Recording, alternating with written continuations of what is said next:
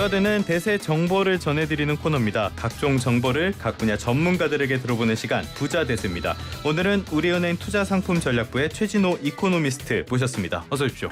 예, 안녕하십니까. 우리은행 최진호입니다. 자주 오셨으면 좋겠다고 했더니 정말 자주 나와주셔서 감사합니다. 아유, 감사합니다.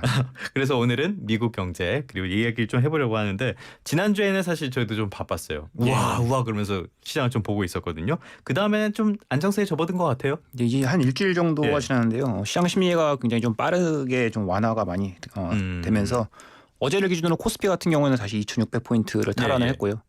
이제 문제는 채권 시장인데, 채권 같은 경우에는 금리가 좀 큰 폭으로 많이 내렸다가 조금 되돌리긴 했습니다만 아직도 8월 초에 비해서는 상당히 낮아져 있는 그런 상황입니다. 금리가 낮아졌다는 건 가격이 올라갔다는 거고. 맞습니다. 채권을 많이 샀다는 얘기죠. 그거는 안전자산 쪽으로 많이 자금이 쏠렸다라고 맞습니다. 보면 되는 겁니까? 예. 네. 알겠습니다. 그렇게 상황은 조금 안정화되긴 했지만 아직까지 완전히 정리된 건 아니다. 알겠습니다. 그런데 예전에 보면은 이 정도까지 민감하게 반응하지 않았는데, 이번에 트리거가 된 게 그 4.3% 미국의 실업률, 그리고 이게 좀 완화가 된 게 주간 실업수당 청구자 수, 뭐 이런 것, 그러니까 되게 루틴하게 가는 것들이 이번에 굉장히 큰 영향을 미쳤단 말이에요. 이런 것들 너무 민감하게 반응한 거 아닙니까? 그러니까 우리가 경기 침체를 이제 판단하는 그런 지표들이 여러 가지가 있는데요. 방금 말씀하신 것처럼 이제 고용 시장의 지표를 가지고 판단하는 그런 지표가, 대표적인 것이 이제 샴 경기 침체 지수. 별명이 이제 샴룰이라고 합니다. 최근 이제 3개월 동안의 이동평균 실업률에서 최근 이제 12개월 저점을 차감했을 때 0.5% 포인트 이상 올라가면 곧 경기 침체가 임박한다라고 이제 해석을 하는 그런 지표인데요. 일반적으로 우리가 사회과학에서 법칙이란 말을 잘 쓰진 않거든요. 근데 얘의 별명이 샴룰, 그러니까 샴의 법칙이다라고 할 정도로 잘 맞아 떨어졌다는 거죠. 나온 지 한 5년밖에 안 됐는데도 룰이 붙었어요. 그러면서 이게 이번에 0.53%포인트를 딱 기록을 하면서 이제 곧 경기 침체가 임박을 하겠구나라고 하는 이제 그런 공포 심리가 굉장히 세졌고요. 그러다 보니까 이제 위험 자산인 이제 주식을 매도하고 안전 자산인 채권을 매수를 하면서 이런 포지션의 변동, 포지션의 급격한 쏠림이 나타났다라고 이렇게 보시면 될 것 같습니다. 근데 말씀하신 것처럼 이렇게 지표 하나에 예민하게 반응하는 그런 상황이라면, 이런 지표에 대한 예민성, 이런 것들은 당분간 좀 이어진다고 보시나요? 그만큼 시장 심리가 지금까지 이제 코로나19 이후에 미국 주식시장을 중심으로 해서 증시가 많이 올랐기 때문에요. 조정에 대한 그런 불안감이 좀 많이 쌓여있다라는 것을 좀 반증하는 하나의 이제 포인트가 되지 않을까, 그렇게 보고 있습니다. 너무 오른 것도 영향을 미친다는 건데요. 알겠습니다. 그런데 현실적으로 봤을 때는 미국 월가에서도 그렇고 대체적으로는 경기 침체까지는 아니다. 말씀해 주신 샴의 법칙 만드신 클로디아 샴, 이분도 침체는 아니다 말씀을 하셨잖아요. 이코노미스트께서는 어떻게 보십니까? 이 샴의 법칙, 그러니까 이 샴 경기 침체 지수가 과거, 그러니까 우리가 되돌아봤을 때 그 패턴적으로 잘 맞아왔던 것은 사실인데요. 그 당시에 이제 실업률이라고 하는 것은 어떻게 보면 이제 고용 시장에 있어서 노동의 이제 그 공급되는 이제 공급을 나타내는 이제 그런 지표인데요. 반대로 이제 노동의 수요를 원하는 이제 그런 지표도 있습니다. 노동의 수요 쪽이라고 하는 것은 대부분 이제 기업들이 아무래도 사람을 채용하니까 구인율이라는 걸로 표시가 되는데요. 지금 구인율 자체가 이제 과거에 위기 때 나타났던 그 정도 수준에 비해서는 상당히 높은 수준입니다. 그렇기 때문에 아직도 미국 노동시장에서는 사람을 채용하려고 하는 그런 니즈가 굉장히 많고요. 그리고 이번에 실업률이 올라가는 것 자체가 사람들이 실업자가 많이 늘은 그런 경향도 있지만, 또는 그 경제활동 참가율 자체가 높아지면서 그렇게 부정적으로 실업률이 올라간 거 아니다라고 하는 이제 이런 내용적인 측면도 있기 때문에 샴의 법칙이 이번에도 잘 맞아 떨어져서 100% 경기 침체로 갈 거다라고 판단을 하기에는 약간의 조금 예단을 하기에 어려운 면도 없지 않아 있는 것이 사실인 것 같습니다. 그러면 경기 침체 국면은 아니라는 말씀이신 거죠, 아직은? 아직까지는 아닌 것 같습니다. 알겠습니다. 그런데 앞으로 좀 어떻게 될 것인지 이 부분에 대한 불확실성이 굉장히 큰 것 같은데, 그래서 시장 같은 데 참여하신 분들은 극단적인 위기라는 걸 많이 말씀을 하시는 것 같아요. 극단적인 위기라는 게 뭡니까? 그러니까 우리가 보통 이제 시스템 리스크라고 이렇게 얘기를 하는데요. 시스템 리스크라고 하는 것은 어떤 개별적인 해칭이라든지 그런 것을 통해서 회피할 수 없는 시장 전체의 위험을 얘기를 하는 겁니다. 그러니까 쉽게 예를 들어서 설명을 드리면 우리가 2000년대 이후에 이런 시스템 리스크는 한 3번 정도 경험을 해봤습니다. 2000년대 초반에 있었던 이제 닷컴 버블 붕괴, 그렇죠. 그리고 2008년에 있었던 서브프라임 이제 금융위기. 제가 그때 금융부였습니다. 바쁘실 못 갔어요. 그리고 2020년 초반에 나타났었던 코로나19 위기, 이 3번 정도가 그 대표적인 시스템 리스크로 볼 수가 있는데요. 이 시스템 리스크 이제 3번 중에서 앞에 2번은 공통점이 있습니다. 금융시장에서 이제 가격 변동성이 먼저 막 요동을 치기 시작을 했고요. 그러면서 이것들이 어떤 이제 크레딧 시장, 그러니까 회사채 시장이라든지 어떤 금융기관 파산이라든지 예. 이러한 특별한 이제 크레딧 크런치가 발생을 하면서 예. 경기가 급격하게 그리고 예. 굉장히 빠르게 밑으로 훅 꺼졌다라고 하는 이제 그런 예. 공통적인 패턴이 있는 거죠. 크레딧 크런치가 뭡니까?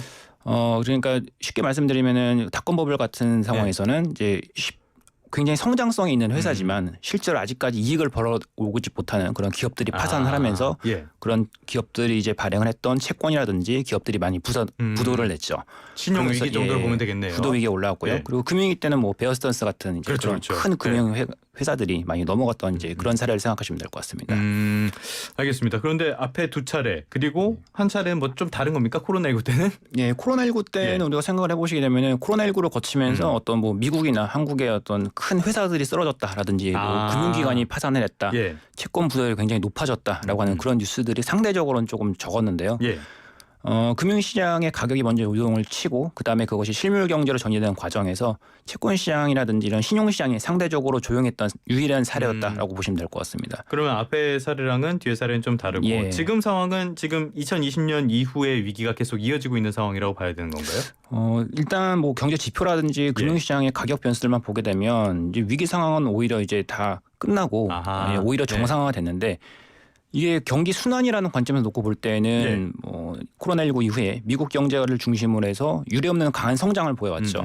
그래서 앞으로는 이것이 이제 점점 슬로우다운으로 내려가서 리세션으로 갈 거다라고 하는 큰 방향성 자체는 굉장히 합리적이라고 볼 수가 있습니다만 문제는 이 경기가 꺾이는 속도라든지 이 깊이, 심도 같은 것들은 대칭적으로 움직이지 않습니다. 그렇기 때문에 언제 얼마나 급격하게 내려갈지는 아직까지 모른다는 것이죠. 그런데 이제 현재 금융시장 같은 이제 특히나 채권시장 같은 경우에는 경기가 올해 안에 굉장히 급하고 빠르게 꺾일 것을 가정해서 지금 반영을 하고 있다라는 것입니다. 그러니까 이 대칭이 꼭 되지 않는다는 거는 그렇게 경기가 좋았던 만큼 푹 꺼지지도 않을 수는 있다 이런 말씀이신 맞습니다. 건가요? 굉장히 가벼운 경기 침체로 갈 수 있다라고 하는 이제 그런 상황을 염두에 두셔야 될 것 같습니다. 얼마 전까지만 해도 뭐 골디락스 경제다 이런 이야기를 했었잖아요. 그러면은 그런 상황에서 지금 뭐 급격하게 그 우려하는 만큼은 안 갈 수도 있다는 말씀이시고 그러면은 시장이 너무 그거를 너무 과도하게 반영하고 있다 이런 뜻인 건가요? 예, 그런 것 같습니다. 그런 측면에서 얼마 전에 그 연준 인사들의 발언을 보더라도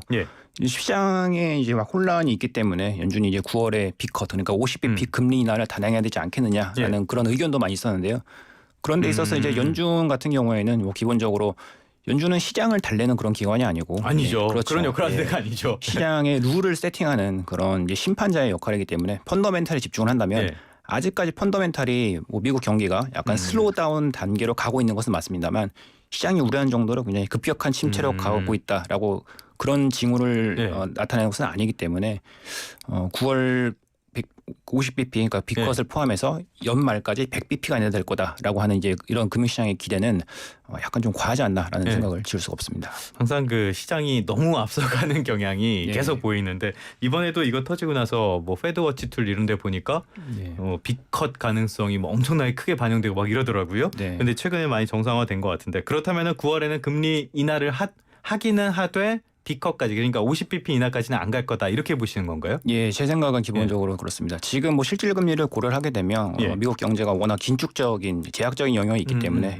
통화 정책 정상화라는 차원에 있어서 금리 인하를 단행할 여지가 충분히 있습니다라고 이렇게 보고 있습니다만은 그것이 50bp 인하 그리고 나아가 남아 있는 이제 FOMC에서 연속해서 기준금리를 내리면서 계속 뭐 경기 부양을 해야 될 정도는 아니다라고 저는 이렇게 보고 있습니다. 올해 지금 FOMC가 몇 차례 남았죠? 이제 3번 남아 있습니다. 그러면 그 중에서 몇 번이나 좀 인하가 어느 정도 규모로 이루어질 거라고 보시는 건가요? 저는 이제 3번 중에서 많으면 이제 2번 정도 그리고 기본적으로는 한 번으로 이제 끝나지 않을까라고 보이는데요. 만약에 2번 넘어서 3번 연속적으로 75bp에서 100bp 정도 인하가 되려면 아까 말씀드렸던 위기를 이제 촉발하는 그런 트리거들, 회사채 부도율이 갑자기 높아진다든지, 어떤 금융기관 위기설이라든지 이런 것들에 대한 그런 안 좋은 뉴스가 자꾸 나오게 되면 금리 인하는 그보다는 조금 더 공격적으로 갈 수 있을 것 같습니다. 알겠습니다. 9월부터 시작해서 0.25% 포인트나 0.5% 포인트 정도 이 정도 올해 이루어질 것으로 전망을 해주셨습니다. 어떻게 보면 오늘의 결론이 아닌가 싶어요.